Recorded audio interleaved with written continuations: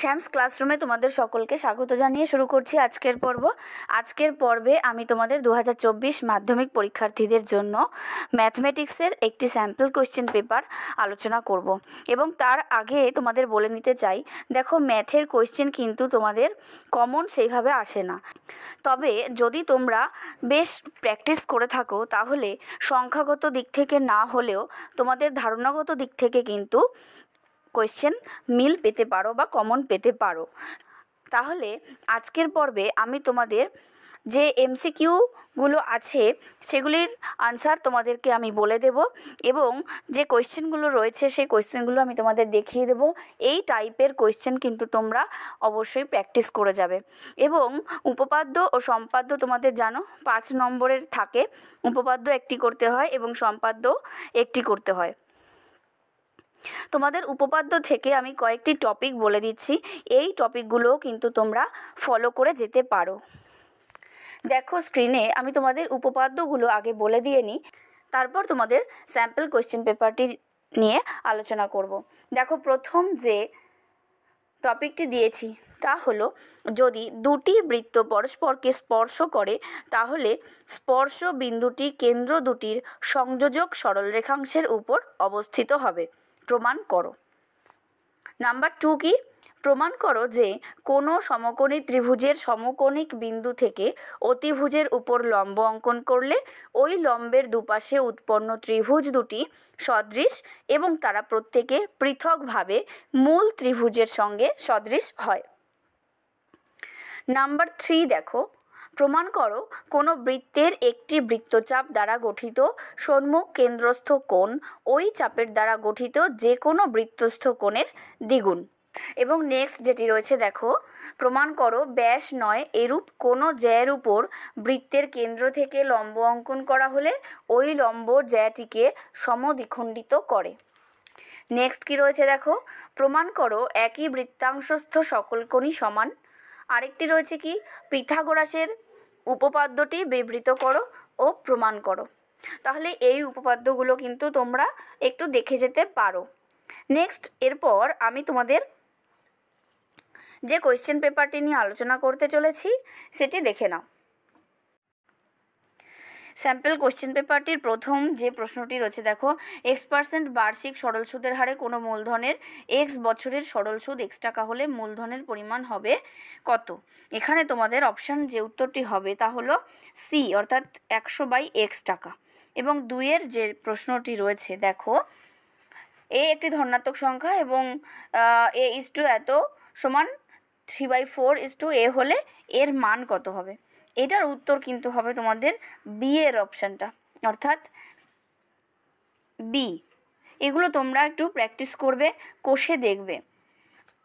এরপরে 3-এ দেখো, পাশের চিত্রে ডিই সমান্তরাল বিসি হলে এক্স এর মান কত হবে? এখানে তোমরা অপশান যেটা হবে সেটা হচ্ছে ডি, অর্থাৎ 2। একটি সুষম ষড়ভুজের প্রতিটি অন্তকোণের বৃত্তীয় মান কত হবে? তোমাদের বি এর দাগে যে অপশানটা রয়েছে 2π/3। এবং তারপরে দেখো, একটি ঘনকের পার্শ্বতলের ক্ষেত্রফল 256 বর্গমিটার হলে উহার আয়তন কত হবে? সেক্ষেত্রে তোমরা উত্তরে দেখবে আসছে 5-এর ডি হবে, অর্থাৎ 512 ঘনমিটার। এবং নেক্সট দেখো 6-এ, ঊর্ধ্বক্রমে সাজানো, ঊর্ধ্বক্রমে মানে ছোট থেকে বড় সাজালে কোনটা হবে? এই তথ্যের মধ্যমা 24 হলে এক্স এর মান কত হবে? তো সেক্ষেত্রে তোমাদের উত্তর হবে অপশান এ, 21। এইগুলো তোমরা একটু বাড়িতে প্র্যাকটিস করবে।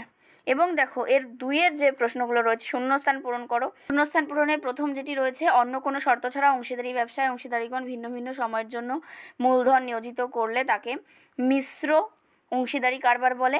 এবং 2-এ দেখো একটি এবং 2-এ এত এর অনুবন্ধীকরণী কত হবে? -√3 - 5। এবং তারপরে 3-এ যেটি রয়েছে দেখো, ত্রিভুজ এবিসি এবং ত্রিভুজ ডিইএফ এর পরিসীমা যথাক্রমে এত এত এত।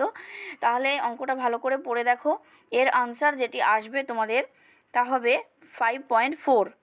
এবং 4-এ দেখো কি রয়েছে, সূর্যের উন্নতিকোণ 45 ডিগ্রি হলে একটি লম্ব খুঁটির ও তার ছায়ার দৈর্ঘ্য কত হবে, সমান হবে। 5-এ একটি নিরেট অর্ধগোলকের ব্যাস r একক হলে উহার সমগ্র তলের ক্ষেত্রফল কত বর্গ একক হবে, 3/4 পাই r স্কোয়ার। এবং 6-এ দেখো যেটি রয়েছে, 6-এ x1 x2 x3 এবং পরপর এইভাবে রয়েছে, এর গড় EQ হলে ax1 ax2 x3 এর গড় হবে a ইন্টু এক্স। এরপরে দেখো সত্য মিথ্যা রয়েছে। 3-এর 1 আসল ও শতকরা বার্ষিক সরল সুদের হার একই থাকলে মোট সুদ সময়ের সঙ্গে থাকে, অর্থাৎ এটা হচ্ছে সত্য। এবং 2-এ রয়েছে যে সমীকরণটি, সেই সমীকরণের বীজদ্বয় এখানে দেওয়া রয়েছে, এইটি কিন্তু মিথ্যা হবে। 3-এ রয়েছে সব সদৃশ ত্রিভুজই সদৃশকোণী, কিন্তু সব সদৃশকোণী ত্রিভুজ সদৃশ নয়, এটি হচ্ছে সত্য। এবং 4-এ যেটা রয়েছে সেটা মিথ্যে হবে, 5-এরটা হবে মিথ্যে, এবং 6-এ যেটা রয়েছে সেটা সত্য। তাহলে এইভাবে তোমরা এই অঙ্কগুলো কিন্তু প্র্যাকটিস করবে এবং প্র্যাকটিস করে দেখবে এই উত্তরগুলো মিলে যাচ্ছে কিনা বা আসছে কিনা। এবং এরপরে দেখো যে 10টি প্রশ্নের উত্তর করতে হচ্ছে, এখানে 2 নম্বর করে রয়েছে, 10 দুগুণে 20 নাম্বার। এখানে এই টাইপের অঙ্কগুলো কিন্তু তোমরা ভালো করে প্র্যাকটিস করবে। তারপরে দেখো 5 দাগে রয়েছে, যে কোনো একটা প্রশ্নের উত্তর দিতে হয়।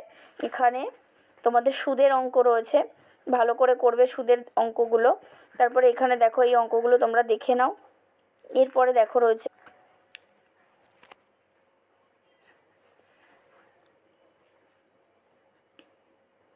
উপপাদ্য থেকে 9-এর দাগে রয়েছে, দেখো ব্যাস 9 এরূপ কোনো জ্যায়ের উপর বৃত্তের কেন্দ্র থেকে লম্ব অঙ্কন করা হলে ওই লম্ব জ্যাটিকে সমদ্বিখণ্ডিত করে, প্রমাণ করো। আর অপশান কি আছে, পিথাগোরাসের উপপাদ্যটি বিবৃতি করো এবং প্রমাণ করো। তাহলে এই গেল। এরপরে রয়েছে সম্পাদ্যের অংশটি। তারপরে দেখো এখান থেকে রয়েছে এই প্রশ্নগুলো তোমরা দেখবে ভালো করে। এগুলো তোমাদের সংখ্যাগত দিক থেকে না হলেও তোমাদের ধারণাগত দিক থেকে কিন্তু তোমরা কমন পেতে পারো, তাই ভালো করে প্র্যাকটিস করে নাও পরীক্ষার আগের মুহূর্তে, আর সময় নষ্ট নয়। এরপরে এই অংশটি থেকেও কিন্তু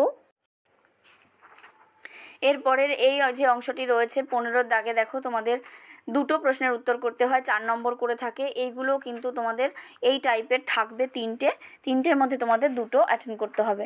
এই জায়গাটা কিন্তু তোমরা খুব ভালো করে দেখবে, প্র্যাকটিস করবে, এগুলো কিন্তু সহজেই করা যায়। যাই হোক, ভালো করে প্র্যাকটিস করো, ভালো করে পরীক্ষা দাও।